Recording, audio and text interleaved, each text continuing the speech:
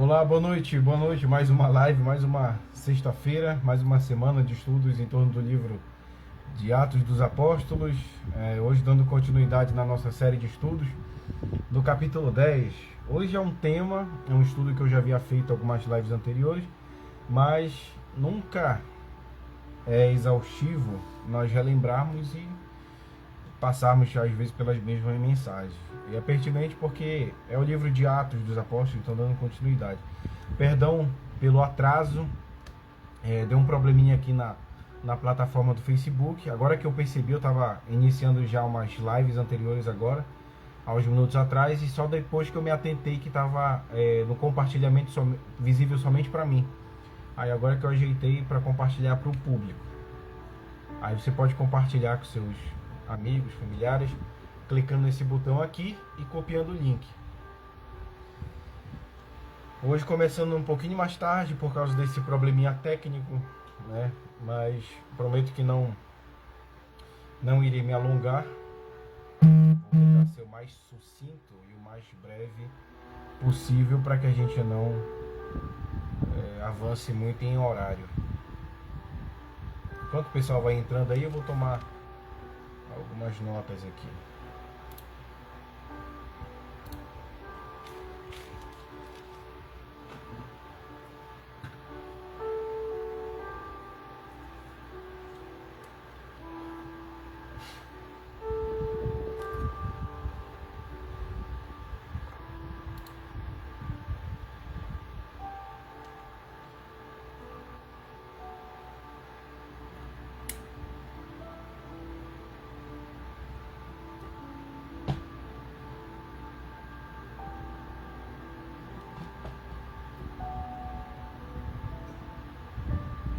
Esperar o pessoal entrar aí, pessoal. Hoje o cabelo tá meio bagunçado. Eu tomei banho e nem encontrei o pente. Então, dei uma penteada aqui com a mão mesmo. Acho que não ficou tão bagunçado assim. Tá bom.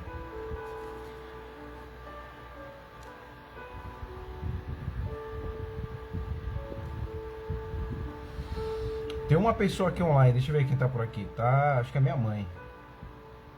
É minha mãe e a Tainá também, minha esposa. Acho que o pessoal já tá entrando aí.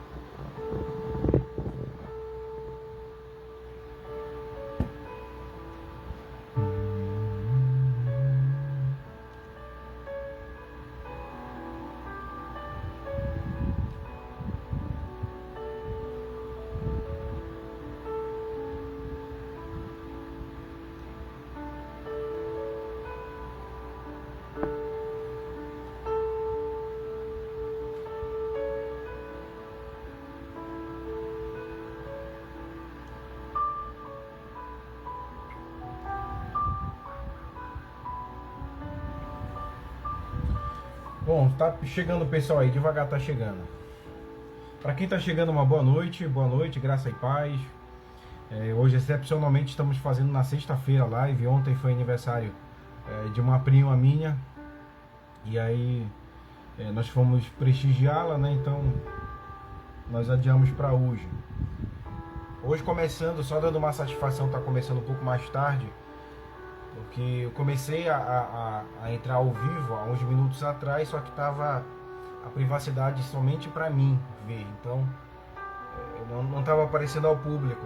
E até eu constatar isso, passaram vários minutos e só então pude ajeitar e a Tainá e minha mãe compartilharem aí o link de acesso.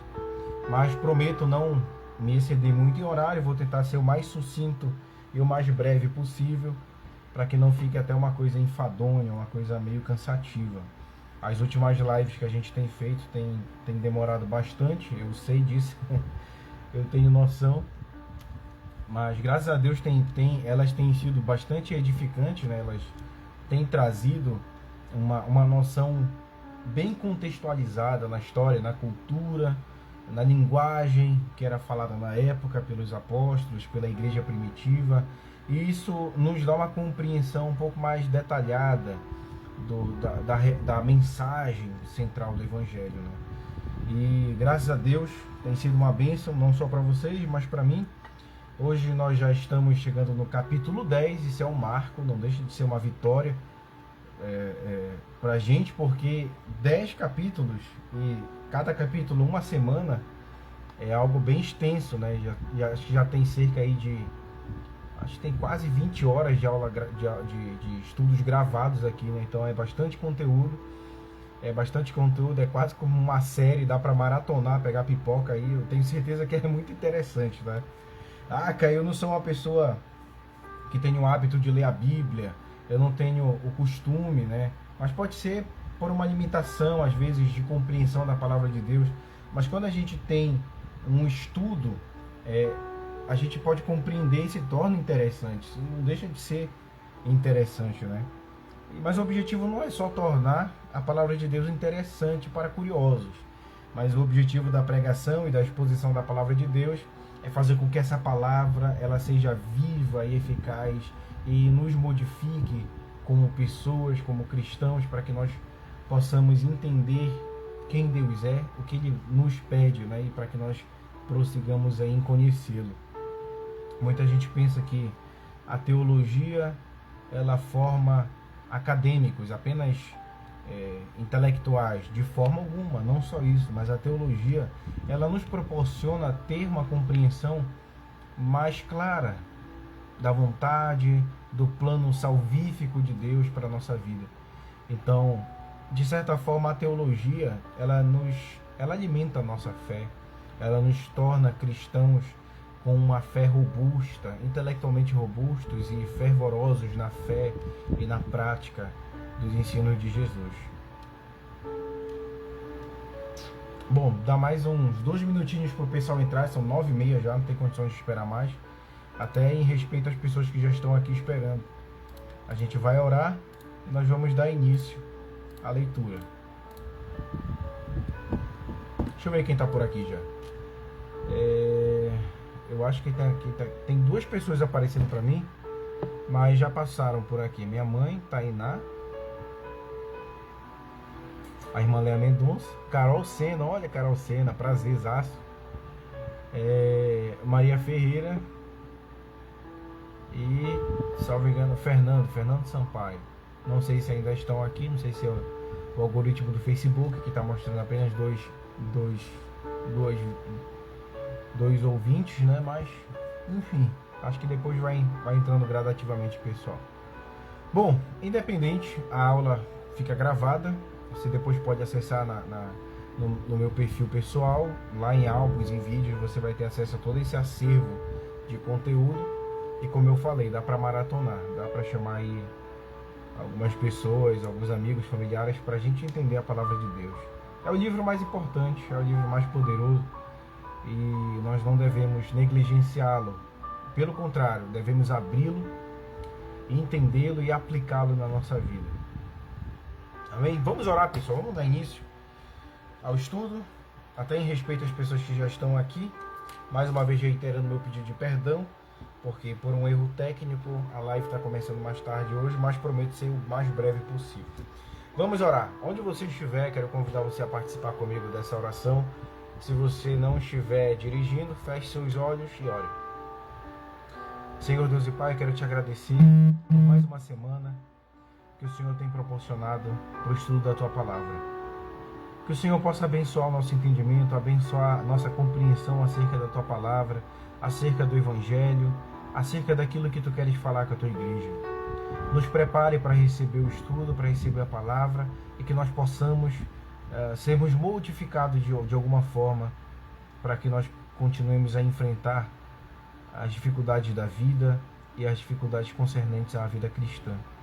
Que o Senhor possa abrir mentes e corações, porque hoje será jogada a semente do Evangelho e nós queremos que essa semente ela frutifique, ela germine, né, e ela venha a dar muitos frutos lá na frente. Em nome de Jesus é o que eu te peço. Amém.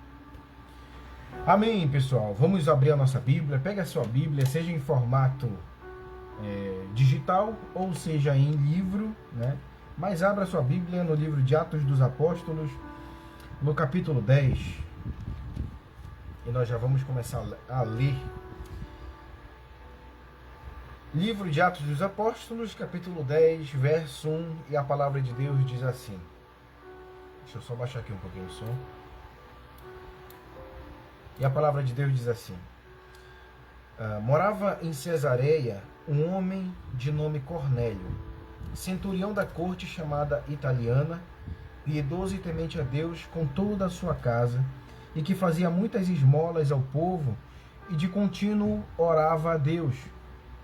Esse homem observou claramente durante uma visão, cerca da hora 9 do dia, um anjo de Deus que se aproximou dele e lhe disse: Cornélio. Este, fixando nele os olhos e possuído de temor, perguntou: Que é, Senhor? E o anjo lhe disse: As tuas orações e as tuas esmolas subiram para a memória diante de Deus. Agora envia mensageiros a Jope e manda chamar Simão, que tem por sobrenome Pedro. Ele está hospedado com Simão, curtidor, cuja residência está situada à beira-mar. Logo que se retirou o anjo que lhe falava, chamou 2 dos seus domésticos e um soldado piedoso, dos que estes estavam a seu serviço, e, havendo-lhes contado tudo, enviou-os a Jope. No dia seguinte, indo eles de caminho e estando já perto da cidade, subiu Pedro ao eirado, por volta da hora 6, a fim de orar. Estando com fome, quis comer, mas enquanto lhes preparavam a comida, sobreveio-lhe um êxtase. Então viu o céu aberto e descendo um objeto como se fosse um grande lençol, o qual era baixado à terra pelas 4 pontas, contendo toda a sorte de quadrúpedes, répteis da terra e aves do céu. E ouvindo-se uma voz que se dirigia a ele, disse assim: Levanta-te, Pedro, mata e come. Mas Pedro replicou: De modo nenhum, Senhor, porque jamais comi coisa alguma comum e imunda. Segunda vez a voz lhe falou: Ao que Deus purificou, não consideres comum. Sucedeu isto por 3 vezes, e logo aquele objeto foi recolhido ao céu. Enquanto Pedro estava perplexo sobre qual seria o significado da visão, eis que os homens enviados da parte de Cornélio, tendo perguntado pela casa de Simão, pararam junto à porta e, chamando, indagavam se estava ali hospedado Simão, por sobrenome Pedro.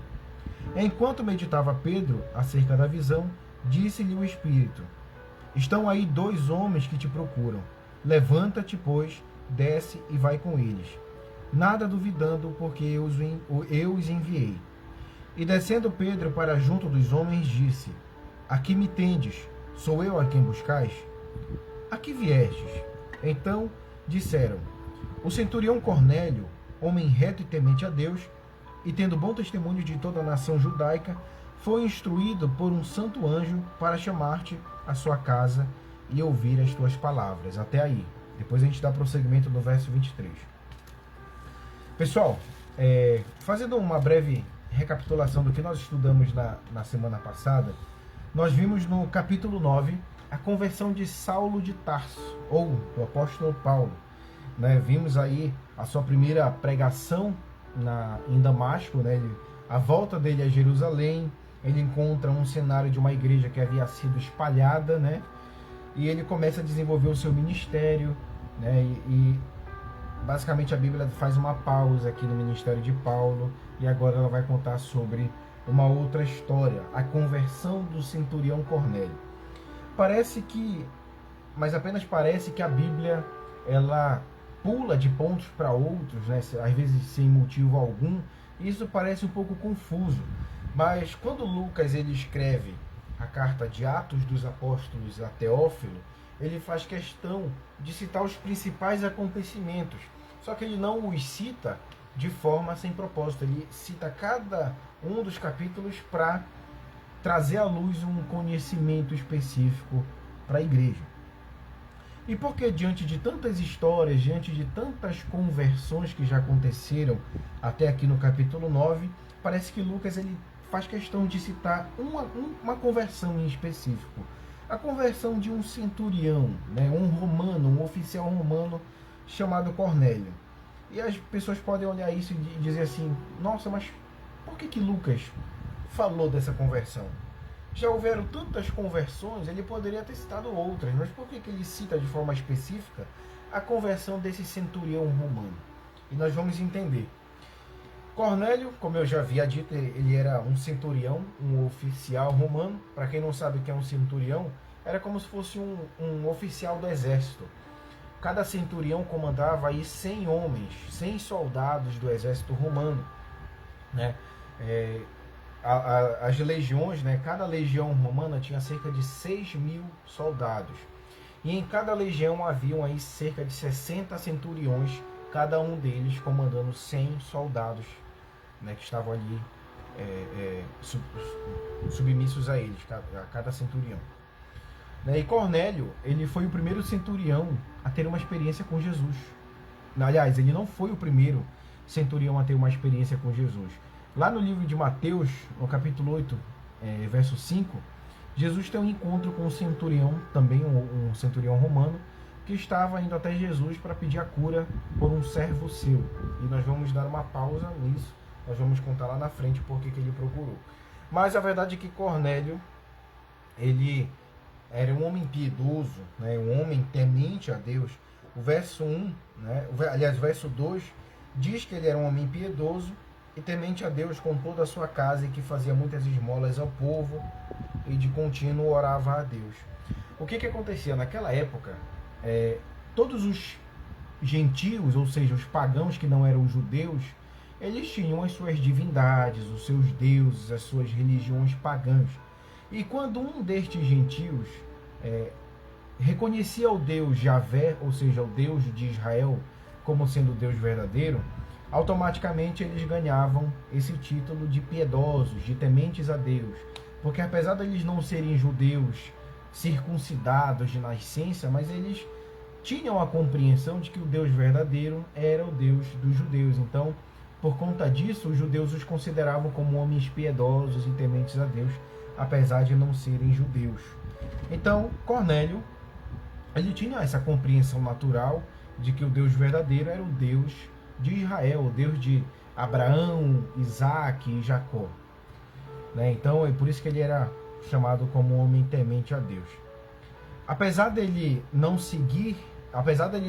ter uma compreensão um pouco mais aprofundada da Torá, da religião judaica, mas ele era um homem que compreendia a ética do Antigo Testamento. Ele sabia quem era Deus, ele sabia o que Deus queria, né? E de forma muito natural ele tentava adorar a Deus, ele tentava servir a Deus, né?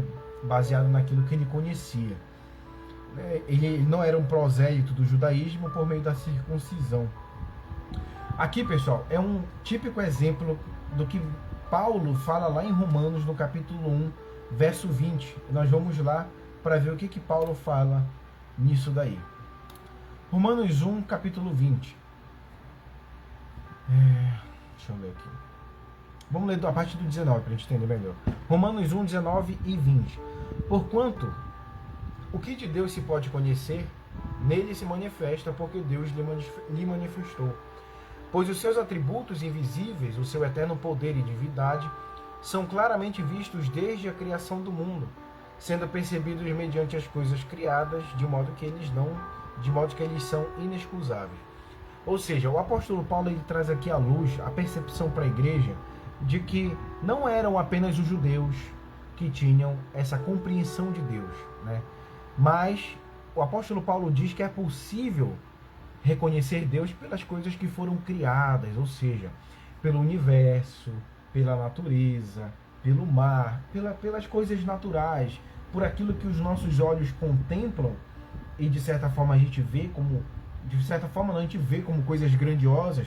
E quando a pessoa ela admite que por detrás de toda essa arquitetura cosmológica universal há um mentor, há uma mente por detrás de tudo isso, há um arquiteto, há um programador para tudo isso, e esse alguém é Deus. Então o apóstolo Paulo ele diz, olha, não é preciso ser um judeu para saber quem é o Deus verdadeiro. Então como que vocês analisam quem é o Deus? Pelas coisas naturais, pela natureza, pelo mar, é possível compreender, ter uma compreensão inicial de quem Deus é, porque por conta dessa contemplação é possível a gente pelo menos reconhecer 2 atributos de Deus. E quais são esses atributos de Deus que é possível perceber? Ele cita 2 atributos em Romanos 20, que é o seu eterno poder e a sua divindade. O seu eterno poder, ele denota que se grandes coisas foram criadas, logo um grande e poderoso Criador as criou. Então, se existem coisas grandiosas, é lógico que por detrás delas existe um grandioso arquiteto, um grandioso Deus. Então é possível compreender o seu eterno poder baseado nessa compreensão natural do universo. E a sua divindade, ou seja, se Deus criou tudo em perfeita harmonia, logo ele é um Deus maravilhoso, ele é um Deus bom, e é um atributo de Deus, a bondade, o amor. É possível compreender. Então o que Paulo diz? Que quando a pessoa ela olha para essas coisas, ela diz, peraí, tem alguém por detrás disso daí. Essa é a compreensão natural inicial que alguém pode ter de Deus. E Cornélio já tinha essa compreensão. Ele já tinha abandonado as suas divindades pagãs, a sua religião pagã, e já estava inclinado ao Deus da Bíblia, ao Deus dos judeus. Ele já sabia que o Deus verdadeiro era o Deus dos judeus, de Abraão, Isaac e Jacó. E basicamente o que Deus fez? Ele enviou Pedro. Ele preparou, na verdade, Pedro e depois o enviou para que ele apresentasse de forma mais aprofundada a fé salvadora que agora estava sendo manifestada através de Jesus Cristo. Mas vamos com calma. Lá no verso 3, olha o que Lucas diz. Esse homem observou claramente durante uma visão, cerca da hora 9 do dia, um anjo de Deus que se aproximou dele e lhe disse, Cornélio. Este, fixando nele os olhos e possuído de temor, perguntou, o que é, Senhor? Então, olha o que Lucas diz aqui. Esse homem, ele observou claramente durante uma visão, cerca da hora 9 do dia. Nós vimos lá no estudo de Atos dos Apóstolos, capítulo 2, que existiam aí pelo menos 3 horários em que os judeus eles oravam. Era a hora terceira, a hora 9, a hora 6ª e a hora 9. A hora terceira foi a hora que houve o batismo com o Espírito Santo dos apóstolos, Então aí era por volta de 9 horas da manhã. A hora 6ª era o horário de meio-dia e a hora 9 aqui era às 3 horas da tarde. Então, como Cornélio era um homem temente, piedoso, obviamente ele já tinha absorvido alguns costumes judaicos, como por exemplo o ato de orar nesses horários, na hora terceira, a hora 6ª e a hora 9. E a Bíblia diz que ele estava aqui cumprindo essa cerimônia de oração na hora 9. Ou seja, apesar dele ser um gentil, mas ele tinha os hábitos judaicos de oração. Ele tentava servir a Deus com aquilo que ele sabia. Então ele estava orando às 3 horas da tarde e de repente ele viu uma visão gloriosa, um homem, um anjo, com roupas resplandecentes, e esse anjo disse para ele, Cornélio, e ele se encheu de temor. Imagina, Cornélio tomou um susto, talvez ele nunca tenha tido uma experiência sobrenatural desse nível, e ele vê simplesmente o anjo do Senhor dizendo, Cornélio, chamando o seu nome, e este, fixando nele os olhos e possuído de temor, perguntou, o que é, Senhor? E o anjo lhe disse, as tuas orações e as tuas esmolas subiram para a memória diante de Deus. Olha o que o anjo fala, que as orações e as esmolas que Cornélio fazia, subiu como um lembrete, uma memória até Deus, Ou seja, as orações, a devoção e a fé de Cornélio, a bondade, era como uma oferta agradável a Deus. E Deus estava recebendo, essa boa intencionalidade de Cornélio. Deus olhou para Cornélio e viu sinceridade de coração, provavelmente o Cornélio não era um homem que fazia os seus atos de esmola, de oração, ele não tinha fé como um parâmetro religioso, mas ele tentava viver de forma genuína, de forma sincera a sua fé. E Deus reconheceu isso, Deus aceitou isso como uma oferta agradável. E Deus enviou o anjo para falar com Cornélio. E olha o que o anjo diz para Cornélio, as tuas orações e as tuas esmolas subiram para a memória diante de Deus. Agora, envia mensageiros a Jope e manda chamar Simão, que tem por sobrenome Pedro. Ele está hospedado com Simão, curtidor, cuja residência está situada à beira-mar. Então o anjo manda Cornélio destacar alguns servos para que eles viajem até Jope, né? E a distância, Cornélio estava em Cesareia e Jope ficava a cerca de 50 quilômetros de Cesareia. Então, naquela época, era uma viagem era uma viagem de algumas horas de distância. Então, o anjo manda que Cornélio destaque alguns servos seus para que eles chamem Pedro. Né? E onde é que Pedro estava? Ele não estava em Jerusalém. Né? Lá no capítulo 9, Pedro sai de Jerusalém e ele vai pregar em Jope. E lá ele encontra, né? Ele cura Enéas, ele ressuscita, né, pelo poder de Deus, Dorcas, que era uma assistencialista da época. E o capítulo 9 justamente termina com Pedro se hospedando na casa desse homem chamado Simão, que era um curtidor. Ou seja, o curtidor naquela época era aquele que tratava de peles de animais. Ele provavelmente confeccionava peças de couro. E curioso porque um curtidor, a pessoa que trabalhava nesse ofício, não eram bem vistos por Israel, pelos judeus.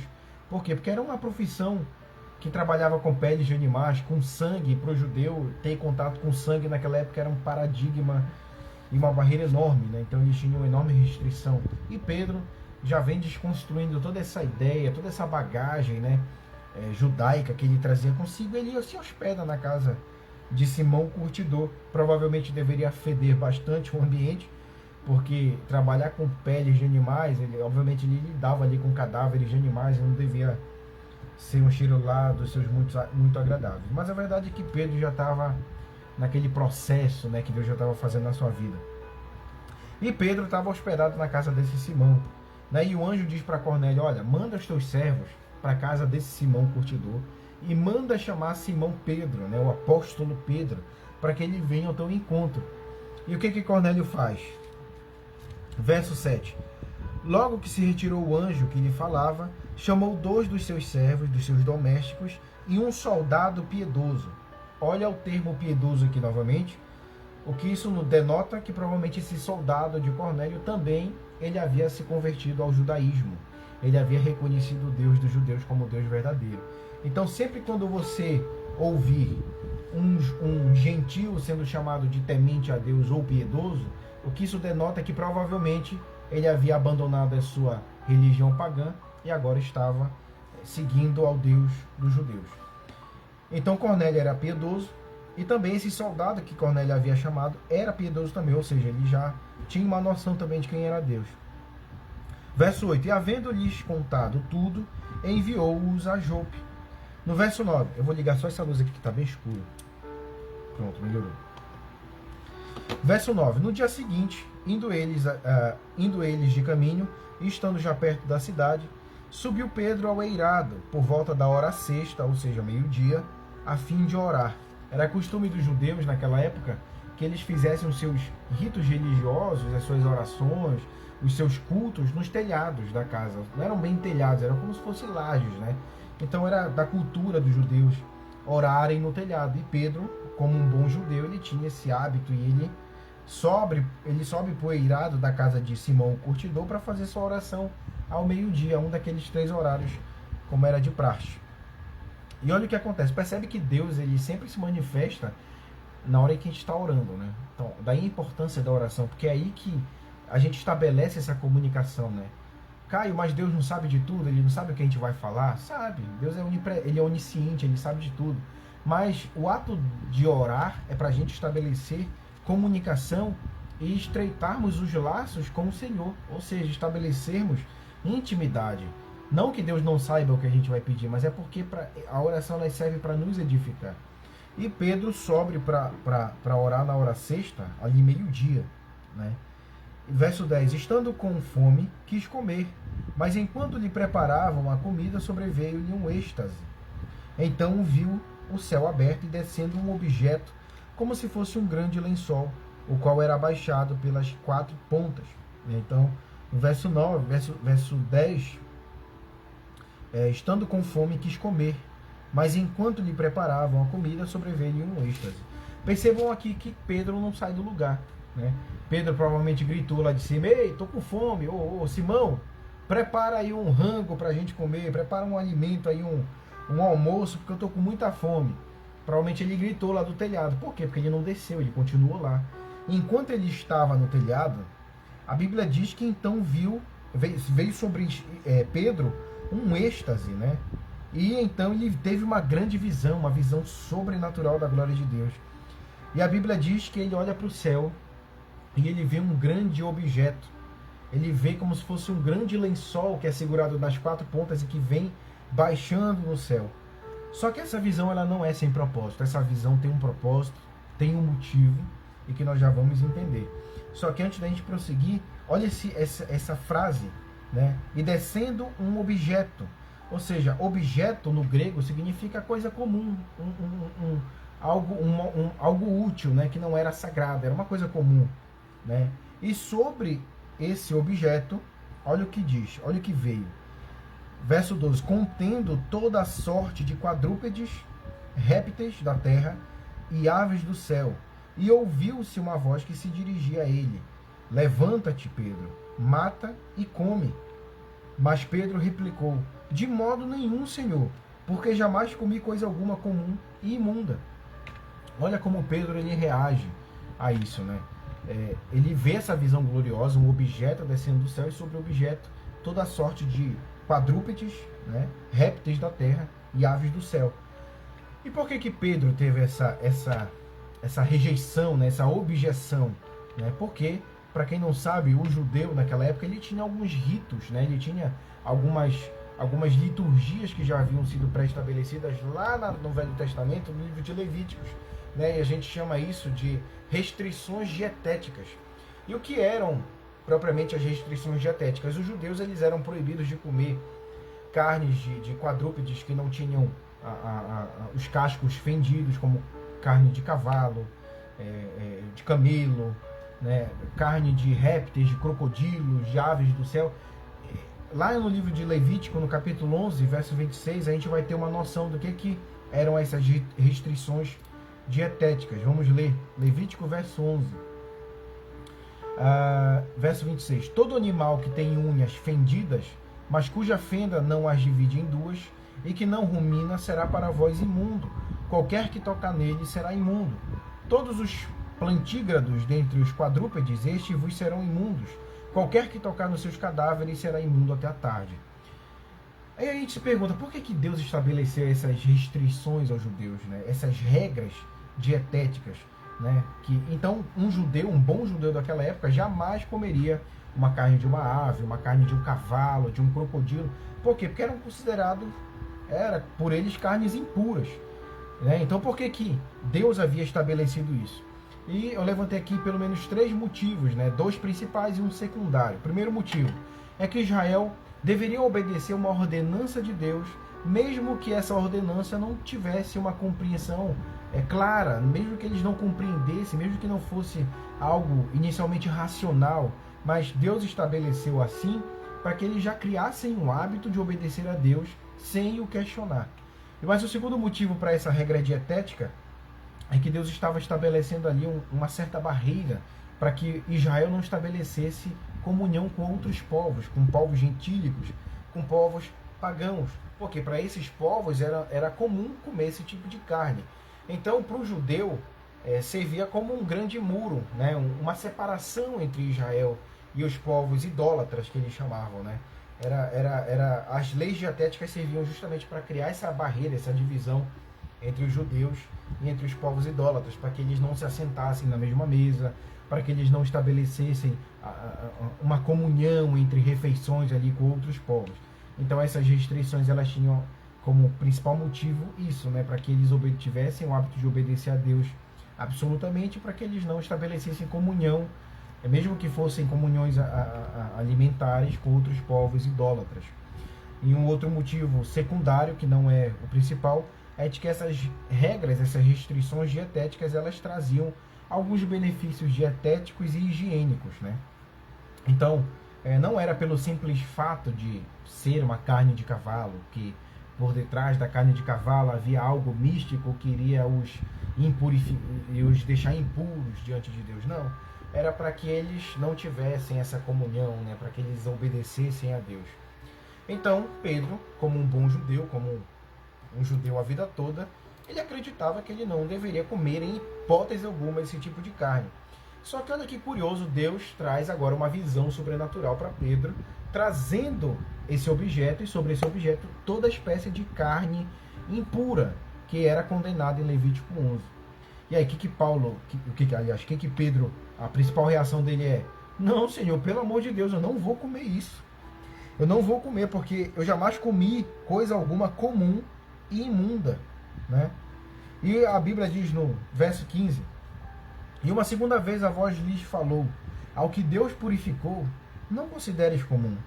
Ou seja, Deus estava purificando agora na nova aliança, que agora ele poderia comer tranquilamente todo e qualquer tipo de carne, né? A gente ainda tem algumas religiões hoje, algumas seitas, que acreditam que comer carne de porco, comer, como os próprios Senshinoye acreditam que não pode comer carne de ave, eles ainda consideram isso como algo impuro, né? Mas nitidamente a gente vê que Deus quebra esse paradigma, ele desconstrói esse mito agora com essa visão de Pedro.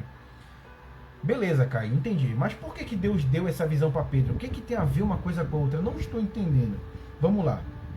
A gente percebe que essa visão ela serve de forma alegórica. O que isso significa? Quando a gente vai para o livro de Apocalipse, a gente vê muita linguagem metafórica, figurada, né? E de certa forma, alegorias também, figurações. E o que isso significa? Deus, na verdade, aqui está dando uma visão para Pedro, para que ele compreenda que ele deveria também evangelizar os povos gentílicos. Como assim, cara? Eu não estou entendendo. Vamos lá. No verso 13 ele diz: mata e come. Com a vinda da nova aliança e a vocação da igreja, Deus acabou com as restrições dietéticas. Tá? Grava isso. Agora o seu povo seria conhecido não pelos ritos mosaicos, mas agora pelos frutos do Espírito. Deus estava agora estabelecendo que aqueles que servem a Deus não mais seriam conhecidos por guardarem a lei de Moisés, mas por aqueles que já introduziram a lei de Deus nos seus corações e agora através das suas obras fica evidente que eles são de Deus. Onde é que está isso? Lá no livro de Mateus, no capítulo 7, verso 19 e 20. Toda árvore que não produz bom fruto é cortada e lançada no fogo, portanto, pelos seus frutos os conhecereis. Então Pedro, ele ainda não compreende isso, né? Ele não compreende, ele recusa. Ele, de modo nenhum, Senhor, não vou comer o que é comum e o que é impuro. Ou seja, apesar de Pedro ser um cristão, mas ele ainda trazia consigo uma bagagem judaica que estava sendo desconstruída por Deus através daquela visão. E aí a voz diz para Pedro, né, o que Deus purificou não consideres impuro. Ou seja, a visão de Pedro foi uma alegoria para que eles entendessem, né, que animais puros significavam os judeus, a própria Israel. E animais impuros significava povos idólatras, gentílicos. Mas o que isso significa? Quando a voz manda Pedro comer, basicamente diz assim: olha, Pedro, o evangelho tem que ser pregado tanto para judeus, quanto para samaritanos, quanto para gentios. Só que Pedro ainda não entendia isso. Foi preciso Deus mandar uma visão para ele, para que ele entendesse. Então Deus tornou possível a unidade, ou seja, a junção de povos distintos, judeus e gentios, agora na igreja, no novo concerto, através da morte expiatória de Jesus na cruz. Olha que interessante, lá no livro de Efésios, no capítulo 2, verso 14, olha como Paulo ele descreve isso. Porque ele é a nossa paz, o qual de ambos os povos fez um, e derrubando a parede da separação, ou, em algumas traduções, o muro da inimizade, que estava no meio, na sua carne desfez a inimizade. O que isso significa? É que lá, que a gente já estudou em algumas lives anteriores, o que significava esse muro da inimizade. Lá no templo, existia aquelas seções, né, que os gentios podiam chegar. E ali no pátio dos gentios havia um muro que separava do templo, propriamente dito, e eles não podiam passar daquele muro, porque se eles passassem, certamente eles morreriam. Aquilo era chamado de o muro da inimizade, ou seja, a separação entre os gentios e os judeus. Só que agora, com a vinda de Jesus e com a morte expiatória de Cristo, ele torna todos os povos um só na igreja de Cristo. Por isso que ele fala de forma figurada que Cristo derruba o muro da inimizade, ou seja, derruba essa separação de gentios e judeus. Agora todos nós somos um só povo, em uma só direção, debaixo de um único Redentor, que é Cristo Jesus. Só que, obviamente, os apóstolos inicialmente não tinham essa compreensão. Eles ainda não tinham essa noção. E a gente vê que Deus é paciente, né? De certa forma, Deus é muito paciente com os apóstolos, porque Deus vai desconstruindo pouco a pouco esse paradigma, essa crença de que eles tinham. Então, olha como Deus é sábio, né? Ele é maravilhoso nesse processo. Nos versos 17 a 20, vamos continuar. Enquanto Pedro estava perplexo sobre qual seria o significado da visão, eis que os homens enviados da parte de Cornélio, tendo perguntado pela casa de Simão, pararam junto à porta e, chamando, indagavam se estava ali hospedado Simão, por sobrenome Pedro. Enquanto meditava Pedro acerca da visão, disse-lhe o Espírito: estão aí 2 homens que te procuram. Levanta-te, pois, desce e vai com eles, nada duvidando, porque eu os enviei. E descendo Pedro para junto dos homens, disse: aqui me tendes, sou eu a quem buscais? A que viestes? Então disseram: o centurião Cornélio, homem reto e temente a Deus, tendo um bom testemunho de toda a nação judaica, foi instruído por um santo anjo para chamar-te à sua casa e ouvir as tuas palavras. Então aqui Pedro, né, enquanto ele se recuperava da visão que Deus havia dado a ele, enquanto ele assimilava, ele meditava naquilo, eis que os servos de Cornélio que haviam sido enviados chegam até Jope, na casa de Simão Curtidor, e eles procuram por Pedro, né? E Pedro ali, talvez ainda grogue da visão, ele se recompõe e ele vai até esses homens, né? E ele então pergunta: vocês procuram a mim? O que vocês querem comigo? Né? Por que vocês vieram? Então disseram: olha, quem nos enviou aqui foi o centurião Cornélio, um homem reto e temente a Deus, e tendo bom testemunho de toda a nação judaica, foi instruído por um santo anjo para chamar-te à sua casa e ouvir as tuas palavras. Então os servos entregam a mensagem de Cornélio para Pedro: olha, o centurião Cornélio quer que você vá até a casa dele e pregue o evangelho lá. Então, agora vocês entendem o porquê da visão que Deus havia dado para Pedro. Por quê? Se Pedro não tivesse tido essa visão, o que Pedro faria? Negativo. Isso aqui é uma casinha dos romanos, né? Os romanos, eles eram odiados pelos judeus, né? Eles eram considerados opressores. Então nenhum judeu confiava em um soldado romano, em algum romano. Era fora de cogitação. Então Deus dá essa visão sobrenatural para Pedro, para que Pedro abra a sua cabeça, o seu entendimento, o seu coração para que Deus quer fazer. E olha que interessante, no verso 23, Pedro, convidando-os a entrar, hospedou-os no dia seguinte e levantou-se e partiu com eles. Pessoal, isso aqui é de uma importância enorme. Por quê, Caio? O que significava hospedar um romano na casa de um judeu? Naquela época, os judeus, eles tinham sérias barreiras em hospedar gentios, mas também não só hospedar, mas também entrar na casa de um gentio. Eles tinham essa barreira, eles não entravam e nem convidavam gentios para entrar na sua casa. Né? Por quê? Porque naquela época, quem entrava na casa de um gentio ou hospedava algum gentio na sua casa era considerado impuro. Estava literalmente transgredindo a lei judaica. Então Pedro, obviamente, ele jamais hospedaria algum romano na sua casa, na casa de Simão o Curtidor, se Deus não houvesse já revelado para ele. E a prova disso é que está lá em Mateus, capítulo 8, versos 5 e 8, quando Jesus tem um encontro com aquele centurião. Olha o que diz aqui. Tendo Jesus entrado em Cafarnaum, chegou-se a ele um centurião que lhe rogava, dizendo: Senhor, o meu criado jaz em casa paralítico e horrivelmente atormentado. Ou seja, ele estava endemoniado também. E respondeu-lhe Jesus: eu irei, eu vou curar. E o centurião disse: Senhor, eu não sou digno de que entres debaixo do meu telhado. Ou em outras traduções: Senhor, não sou digno de que entres em minha morada. mas somente dize uma só palavra e meu criado há de ser curado. Por que esse centurião falou isso para Jesus? Porque ele sabia de que se Jesus fosse até a sua casa, Jesus seria considerado como impuro para os judeus, né? Então, o centurião ali, cheio de fé, ele diz para Jesus: Jesus, tu és Deus, não precisa ir até minha casa.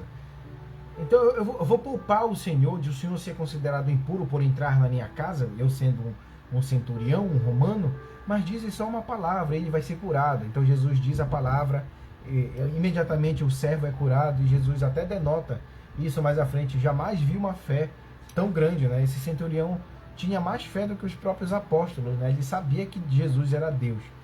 Mas a verdade é que um judeu jamais entrava na casa de um gentio, muito menos de um romano. E a prova de que Pedro havia entendido a visão é de que ele agora convida esse soldado, esses dois servos, para se hospedarem na casa de Simão, o curtidor. Então o que acontece? A Bíblia diz lá no verso 24, né? Aliás, terminando o verso 23. E levantou-se e partiu com eles. Também alguns irmãos dos que habitavam em Jope foram em sua companhia. Ou seja, foram aí a companhia de Pedro, dos dois servos e do soldado, mais 6 cristãos judeus, para irem até a casa de Cornélio.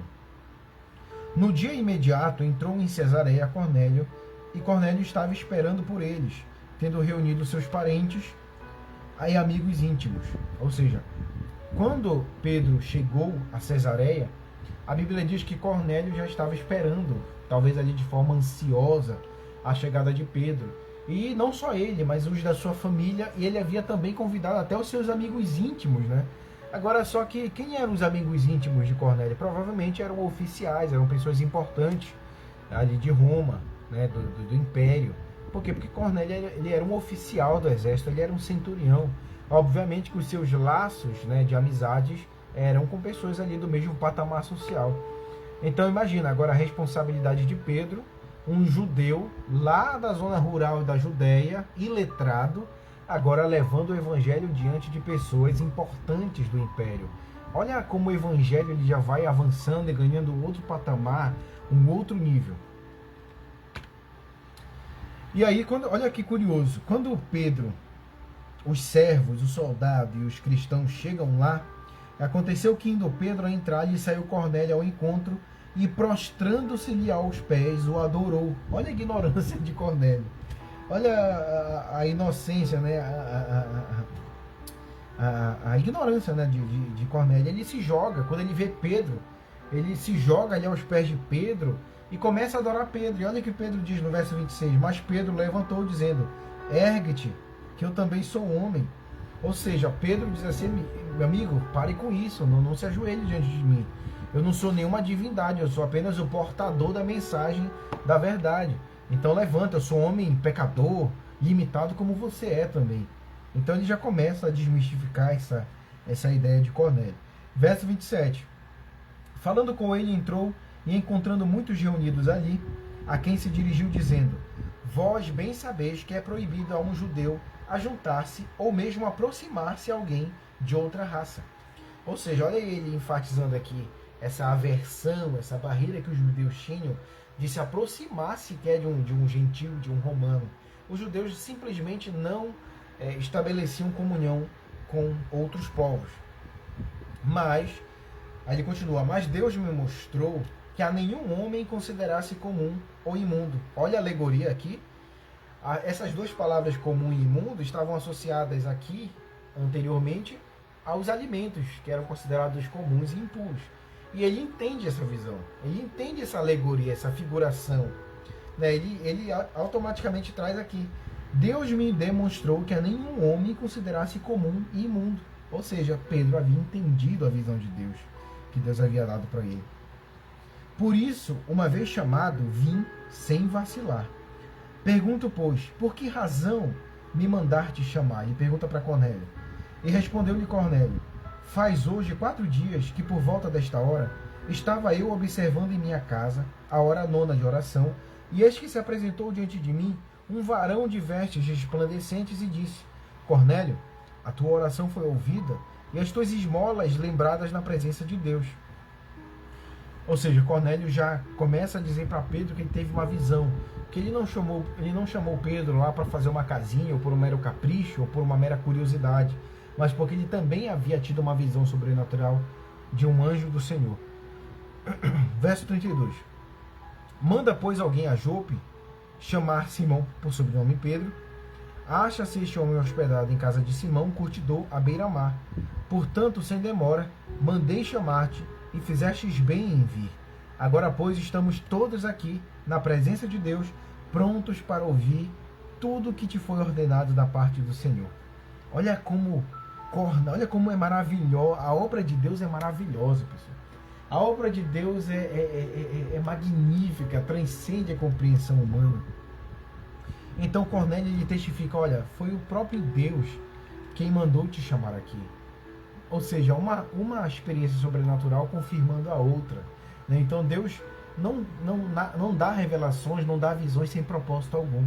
Essas visões sobrenaturais, elas apontam para um propósito. E o propósito aqui era fazer com que os gentios, os romanos, fossem também introduzidos ao corpo de Cristo. Então Pedro, já convencido de que Deus estava no negócio, começa a sua pregação. Então falou Pedro, dizendo: reconheço por verdade que Deus não faz acepção de pessoas. Pelo contrário, em qualquer nação, aquele que o teme e faz o que é justo, lhe é aceitável. Olha o apontamento novamente aqui para Romanos 1, capítulo 19 e 20.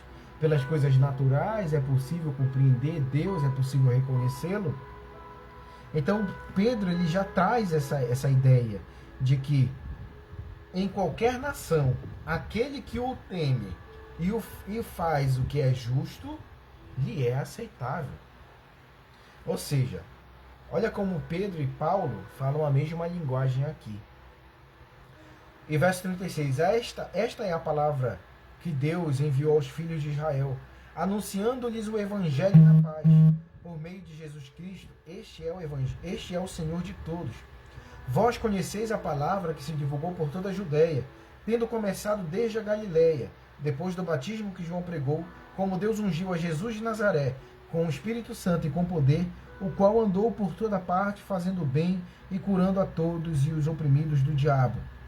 Porque Deus era com ele, e nós somos testemunhas de tudo que ele fez na terra dos judeus e em Jerusalém, ao qual também tiraram a vida, pendurando-o no madeiro. A este ressuscitou Deus no terceiro dia e concedeu que lhe fosse manifesto, não a todo o povo, mas às testemunhas que foram anteriormente acolhidas por Deus. Isto é, a nós que comemos e bebemos com ele depois que ressurgiu dentre os mortos. E nos mandou pregar ao povo e testificar que ele é quem foi constituído por Deus juiz de vivos e mortos. Dele, todos os profetas dão testemunho de que por meio de seu nome, todo aquele que nele crê recebe a remissão de pecados. Então Pedro faz uma pregação um pouco resumida da vida, ministério e propósito de Jesus na terra. Ele já, provavelmente, Cornélio já tinha uma noção de quem era Jesus. E agora Pedro vem trazendo esse resumo do ministério de Jesus para dizer que Jesus é o próprio Deus. Jesus é o juiz que vai julgar vivos e mortos. E olha que interessante, depois dessa breve pregação a respeito de Cristo, olha o que acontece. Verso 45. E os fiéis que eram da circuncisão, que vieram com Pedro, admiraram-se. Pulei. Verso 44. Ainda Pedro falava estas coisas, quando caiu o Espírito Santo sobre todos os que ouviam a palavra. Olha o que acontece no meio da pregação de Pedro. Cornélio, a sua família e os seus amigos íntimos são tomados pelo Espírito Santo, eles são batizados, então eles começam a falar num outro idioma, e aquilo chama a atenção dos judeus. Por quê? Eu até me arrepio. Por que isso chama a atenção dos judeus? Por quê? Porque para os judeus isso era algo inconcebível. Deus chamar um povo gentil, um povo pagão, um povo que era romano. Porque na cabeça dos apóstolos, eles imaginavam que Jesus havia vindo apenas para os judeus, apenas para Jerusalém. Olha a limitação deles, apesar de Jesus já ter dado a grande comissão lá em Marcos 16,15, ide por todo mundo e pregar o evangelho a toda criatura, Mas isso era um paradigma na cabeça dos apóstolos. Eles imaginavam, não, Jesus é nosso, Jesus é para o nosso povo. Imagina levar Jesus para outros povos. Imagina, Jesus é para cá, para os judeus. Jesus é o Messias, ele veio para nós, para o povo judeu. Então olha como Deus vai quebrando gradativamente esses paradigmas que os apóstolos traziam consigo. A prova disso foi quando, na perseguição com a morte de Estevão, o que aconteceu? A igreja se espalhou, lembra? Por toda a Judéia, pelo Mediterrâneo. E nesse espalhamento, nessa diáspora dos cristãos, o que acontece? Filipe, o diácono evangelista, ele vai para Samaria, que era um outro povo que os judeus não gostavam de estabelecer contato. E quando o Filipe chega em Samaria, ele prega o evangelho, as pessoas aceitam, se convertem. E olha que curioso, Deus leva Pedro e João para Samaria para testificarem que de fato o Espírito Santo estava sendo derramado também em Samaria. E quando os apóstolos veem que o pessoal de Samaria, os samaritanos, estavam recebendo o Espírito Santo, um paradigma foi quebrado. Ah, então quer dizer que o evangelho não tem que ser pregado só aqui em Jerusalém? Então a gente vai pregar também na Samaria. Por quê? Porque a prova de que Deus está no negócio é o batismo com o Espírito Santo. E quando o Espírito Santo agora cai sobre os gentios, foi o outro paradigma quebrado. Estava agora caindo sobre romanos, né? Sobre Cornélio, sua família e os seus amigos íntimos. Então, por isso o espanto dos fiéis, que eram da circuncisão, dos cristãos judeus, quando eles viram aquilo, eles se assustaram. Meu Deus! Então Deus está também aqui no meio dos gentios. Olha que coisa incrível, pessoal. É por isso que Deus, de forma muito sábia, ele faz questão de levar os apóstolos, ou seja, as autoridades maiores da igreja naquela época, para eles verem com seus próprios olhos que Deus estava os batizando no Espírito Santo. A partir daí, pessoal, o que significa isso? É que agora qualquer membro, qualquer evangelista, qualquer cristão poderia pregar o evangelho para todos os povos, sem restrição, sem barreiras e sem limitações. Apesar dos discípulos terem andado lado a lado com Jesus, mas a mente deles era muito fechada e Deus, de forma muito paciente e gradativa, ia os ensinando através daquilo que eles viam com seus próprios olhos.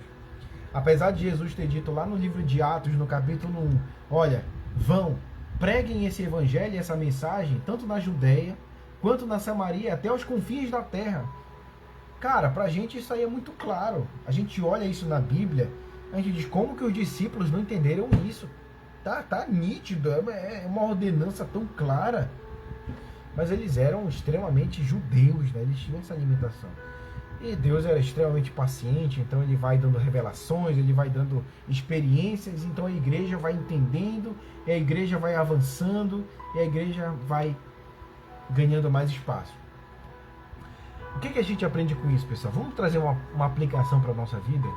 Quando a gente vem à fé, a gente começa a servir a Cristo, algumas coisas a gente não compreende, algumas coisas, como o próprio apóstolo Paulo, ele chega a citar que ainda é como se fosse um leite materno, né?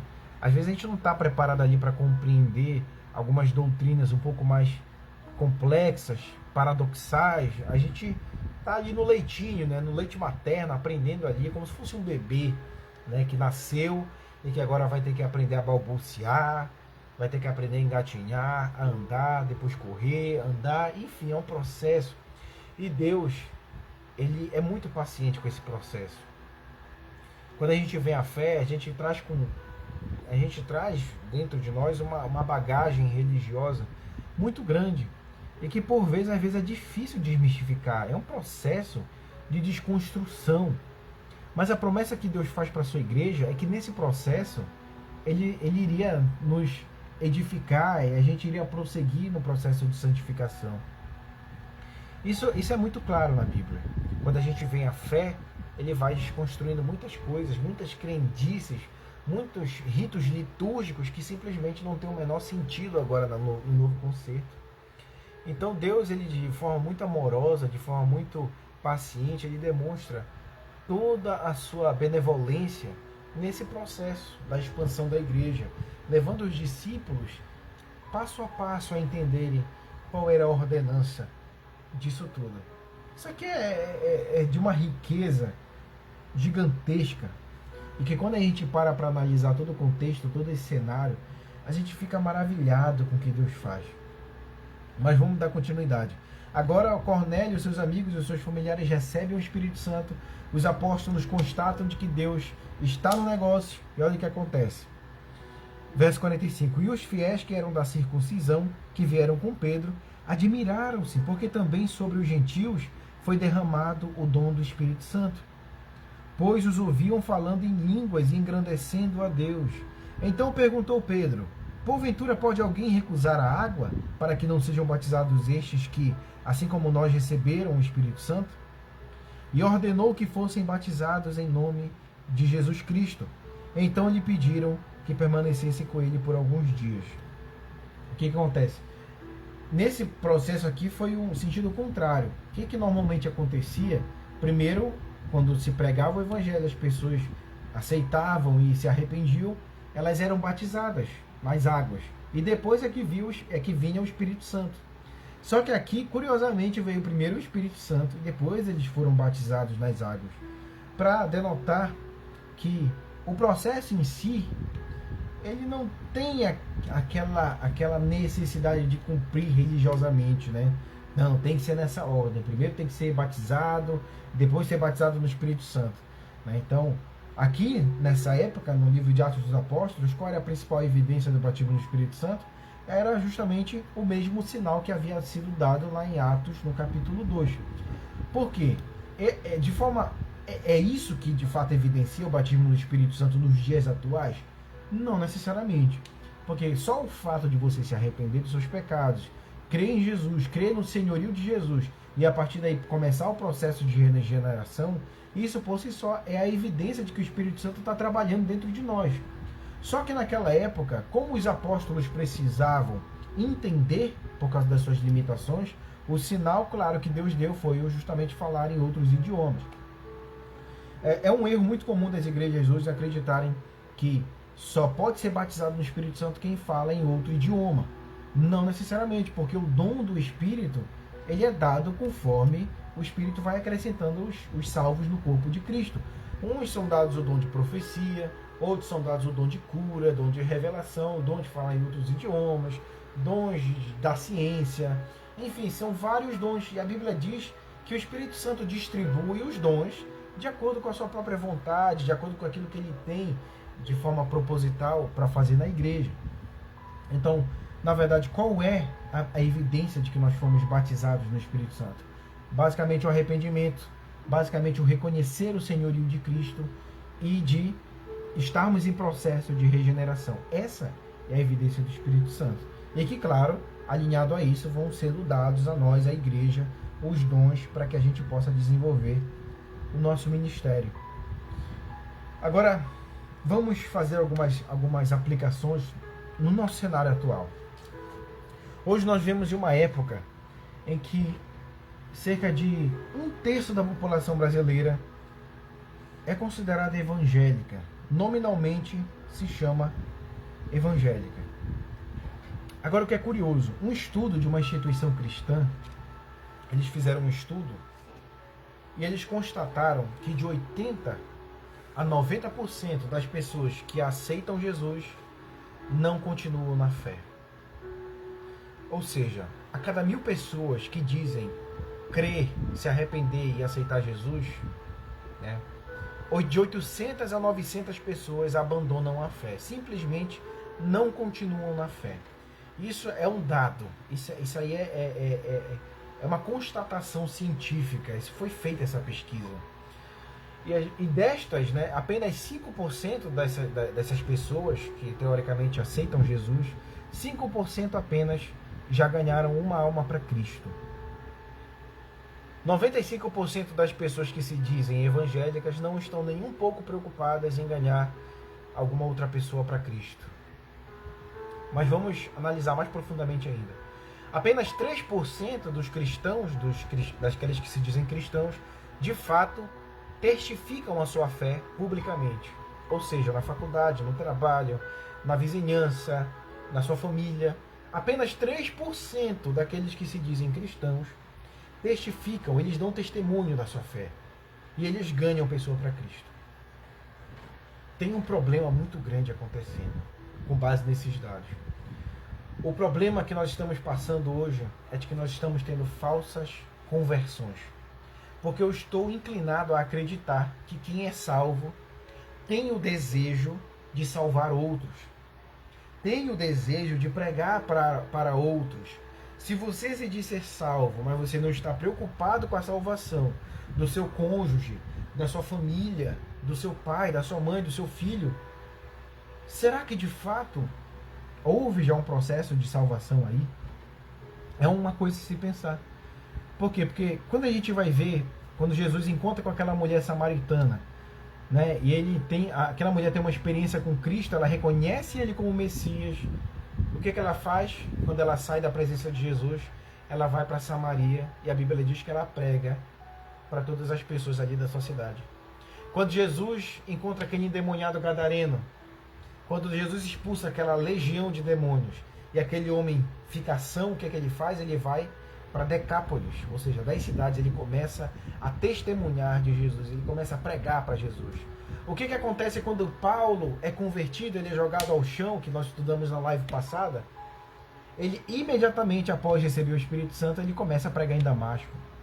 Ou seja, quando nós somos verdadeiramente salvos, a gente tem a vontade, o ímpeto de levar o Evangelho para outras pessoas. Essa é a evidência, é uma das evidências de que alguém foi verdadeiramente salvo. Agora, é algo preocupante. Apenas 3% daqueles que se dizem cristãos hoje no Brasil têm essa vontade. Isso não é preocupante. Isso não é, no mínimo, curioso. O grande problema é que nós estamos chamando de avivamento apenas um ajuntamento religioso que está acontecendo no Brasil.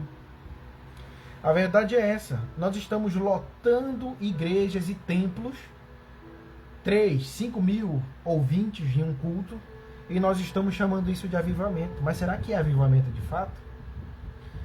Ou será que as igrejas estão sendo inundadas e cheias por um bando de pessoas que nunca nasceram de novo?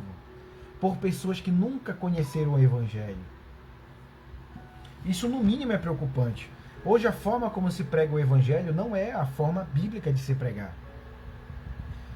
Hoje, você vai evangelizar na rua, o que as pessoas fazem? Jesus te ama. Jesus tem um plano maravilhoso na sua vida. Está sofrendo? Vem para Jesus. Pare de sofrer. A irmãzinha está encalhada? Vem para Jesus.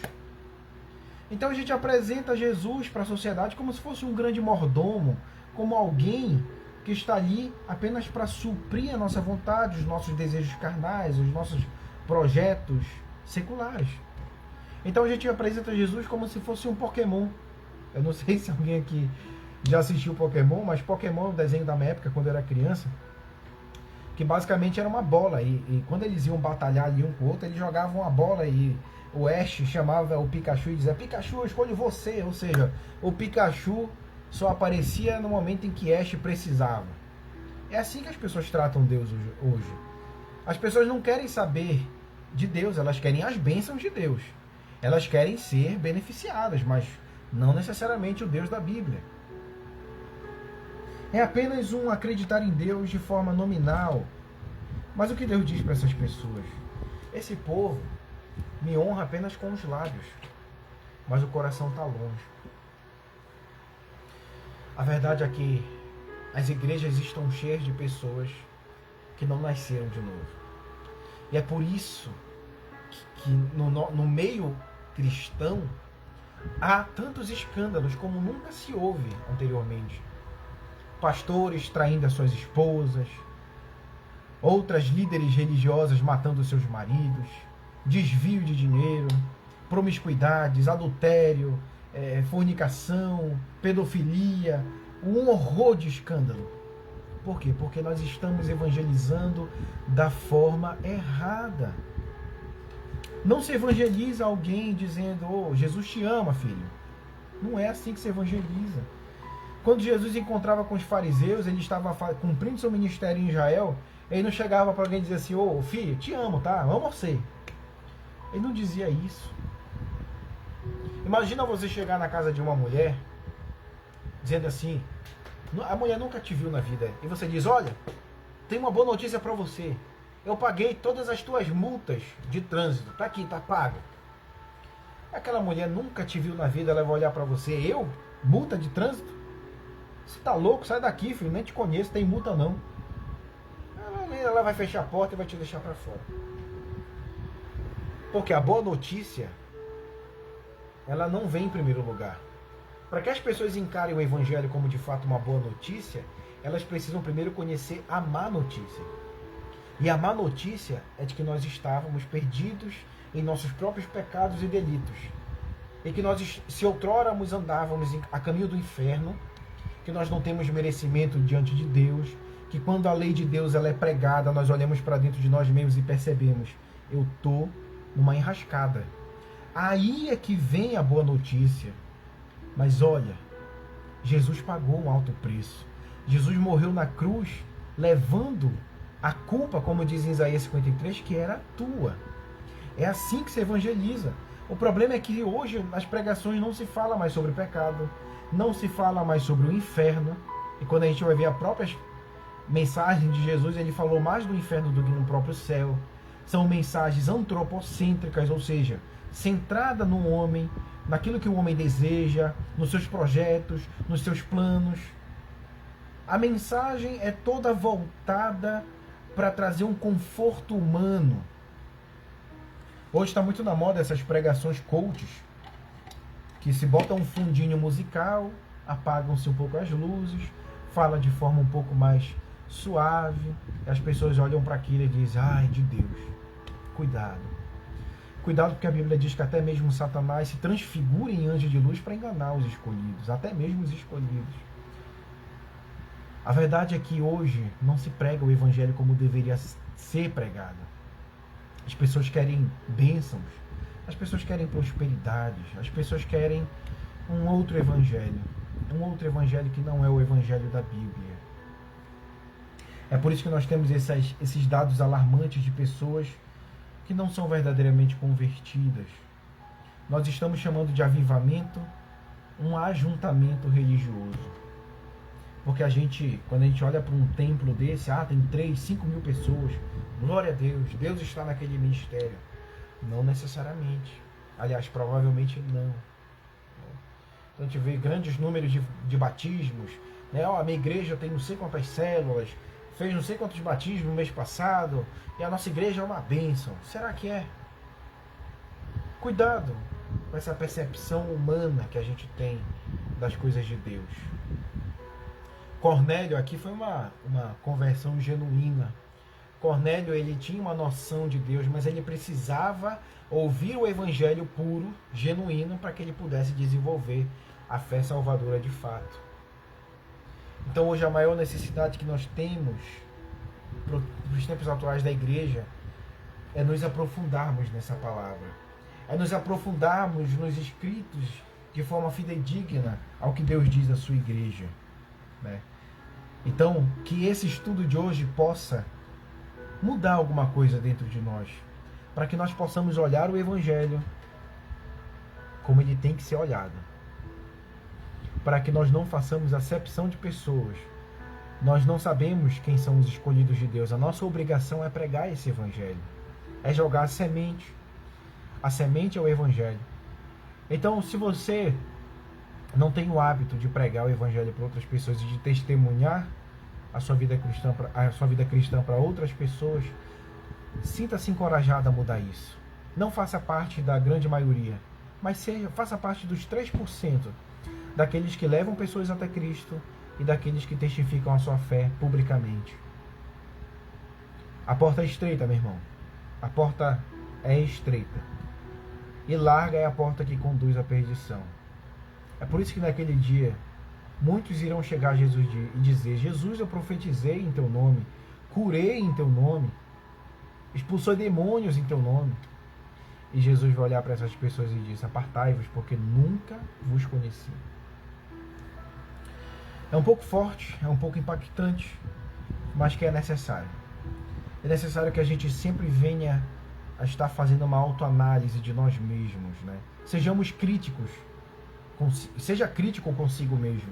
Não ache que você já está num patamar satisfatório, porque até os próprios apóstolos, eles estavam em constante processo de santificação, de edificação, né? Então não fique estagnado na fé, esteja sempre em processo de santificação, até que ele venha, até que de fato nós venhamos a ultrapassar essa linha que divide o plano material do plano espiritual. Fique com essa mensagem no seu coração. Como eu prometi, eu tentei ser o mais breve possível para não passar muito do horário. Afinal, a live começou muito tarde, mas foi por um erro técnico, né? Mas graças a Deus foi sanado e nós estamos aqui.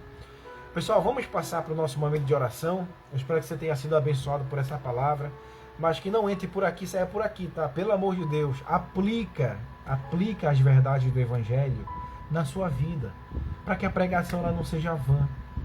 Para que, aliás, a pregação nunca é vã, né? Porque a palavra de Deus ela não volta vazia, né? Então, eu estou plantando a semente. Eu espero do fundo do meu coração que essa semente entre no seu coração, germine, frutifique, e que você leve essa mensagem adiante, que você não a retenha para si, mas que você a testemunhe na Judeia, na Samaria e até os confins da terra. Amém? Fica essa mensagem no seu coração. E vamos passar para o nosso momento de oração. É um momento que você pode fazer o seu pedido, sabendo que Deus não é obrigado a cumprir os nossos anseios, tá? A gente faz as orações para que Deus faça a sua vontade. Claro que a gente quer que a vontade de Deus ela seja a nossa, mas nem sempre Deus vai fazer a nossa vontade. Mas a gente vai orar e, se Deus quiser, Ele vai ser fiel conosco. Amém? A irmã Ana Guedes: continuo pedindo orações por minha irmã, creio no agir de Deus, que tudo é no tempo dele. Amém. É a Ana Célia, né, que passou por uma cirurgia na cabeça. O estado dela ainda é bem delicado, pelo que a gente tem acompanhado. Mas, irmã Ana Guedes, Deus não está inerte a tudo isso. Deus não está indiferente ao que vocês têm passado. Deus não está omisso a tudo isso. Eu digo que as grandes dificuldades e provações da nossa vida é a escola de Deus. Nada de dificuldade que a gente passa na nossa vida é sem propósito. Tudo tem um propósito. Deus nos ensina, através das dificuldades, das nossas dores, a sermos cristãos mais fiéis da sua palavra. A dor e o vale e o deserto, eles têm cunho pedagógico. É a escola do Evangelho. Amém? Então continue confiando em Deus. Continue crendo que Deus está nessa situação. E vamos orar por isso, para que Deus Ele conduza. Continue conduzindo todo esse processo. Amém? Acho que não tem mais nenhum pedido de oração. Acho que é só esse pedido. É isso? Amém. Vamos orar. Vamos orar pela Ana Célia, que está precisando da ação de Deus, né, nessa situação toda. Vamos orar. Senhor Deus e Pai, nós oramos agora pela Ana Célia, por esta mulher que está passando por um vale, por uma dificuldade, fez uma cirurgia extremamente delicada. E nós sabemos que a recuperação é lenta. Mas, Senhor, eu quero te pedir que o Senhor possa intervir nessa situação. Que o Senhor possa derramar o bálsamo de cura sobre a vida da Ana Célia. Que o Senhor possa, de forma gradual, melhorar o quadro da sua saúde. E que ela possa testemunhar isso como um grande milagre, como uma grande ação tua na vida dela. Dê força, Senhor, para sua família. Dê força para sua irmã Ana Guedes, que tem sido incansável nas orações. Que o Senhor possa guiar toda essa situação. Que o Senhor possa nos ensinar através da escola da vida. Que o Senhor possa nos instruir no teu Evangelho. Mas, Pai, nós queremos colocar esse pedido de oração debaixo da tua vontade. Nós temos anseios, nós temos desejos, mas o Senhor tem a última palavra. E a verdadeira fé não está ligada a um otimismo barato de que tudo vai dar certo. Mas a verdadeira fé está muito mais ligada em confiar em Ti, mesmo que a Tua vontade não seja a nossa. Nos ensine a nos ficarmos fortalecidos na Tua vontade. Como diz em Romanos 8:28, porque todas as coisas cooperam para o bem daqueles que te amam e te buscam. Que o Senhor possa intervir nessa situação, Pai. Pai, eu oro por todos os outros pedidos de oração que talvez não tenham dado de comentar aqui, não tenham dado tempo, mas o Senhor sabe de todas as coisas, o Senhor é onisciente, o Senhor está aí do lado dessa pessoa que está orando. Que o Senhor possa receber a nossa oração, a nossa adoração e o nosso louvor como uma oferta agradável até o teu trono. Senhor, que o Senhor possa ter misericórdia da tua igreja. Continue, Senhor, nos edificando mutuamente, não só aqui nos estudos da live, mas no decorrer do dia a dia, no nosso grupo do WhatsApp, que o Senhor possa nos alimentar a nossa fé com a tua palavra. Obrigado por essa live, obrigado por mais uma semana, e que o Senhor possa nos dar um resto de noite abençoada, um final de semana maravilhoso, na presença da nossa família, se possível, e uma semana que vai entrar próspera no nosso trabalho, na nossa faculdade, em tudo que nós venhamos a desempenhar. Que seja para a tua glória e para o teu louvor, que assim seja. Amém. Amém, pessoal. Muito obrigado por vocês terem ficado até aqui, né? Hoje tentei ser o mais rápido possível. Eu espero que essa mensagem abençoe a sua vida, que você possa aplicá-la e que na próxima semana você venha testemunhar: caramba, Deus fez grandes coisas através da minha vida na sociedade. Amém? Um beijo no seu coração e até a próxima quinta-feira, se assim Deus permitir. Tchau!